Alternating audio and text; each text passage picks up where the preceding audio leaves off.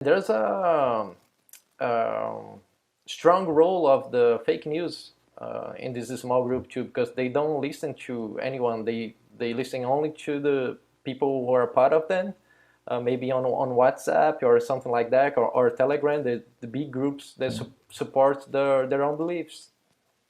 Well, yeah, this speaks to a broader issue of a lack of trust in institutions, right? Whereas, you go back, again, looking at evolutionary psychology, we as humans evolved in these very small tribes of about 150 people or so, and they were very homogenous. And again, it was interpersonal trust that basically allowed these small groups to work and to cooperate and to survive. But then as society started to get bigger, they started to become more anonymous. Interpersonal reputation doesn't work anymore. Instead, you had to have these institutions essentially that you had to trust, not your neighbor, but this government or this religious entity or whatever that kind of represented all these people who you don't actually know, but somehow are part of your tribe because you share an identity with them. The thing is that for most of history, these institutions were what we would call sacred institutions. You were not allowed to criticize them. So whether it's, a church or whether it's the monarch who's the leader, these were sacred people and institutions.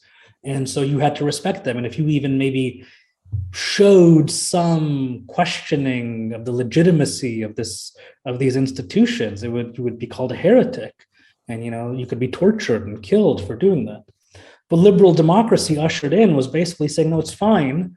We're going to have an even more heterogeneous society, more mixing of social classes, more mixing of ethnic groups, larger societies. But we're going to change one thing. We're going to make the institutions non-sacred. And they saw it as a virtue that, you should criticize your government. You should criticize media. You should criticize, even intellectuals and scientists and so forth, that nothing is sacred, that everything can be called into question. And that seemed to work for a period of time, because people still trusted the institutions. They ultimately saw scientists as ethical people. They saw journalists maybe being wrong once in a while, but overall trying to do the right thing. And they also felt that there was an ecosystem of journalists who were kind of looking out over each other's backs, right? Because if one journalist gets something wrong, another journalist can expose them because there's enough competition between different media sources. And so there's no monopoly on the media. And as a result, there's kind of an internal regulation. In politics, you're supposed to have transparency in elections and all that stuff. You're accountable to the people.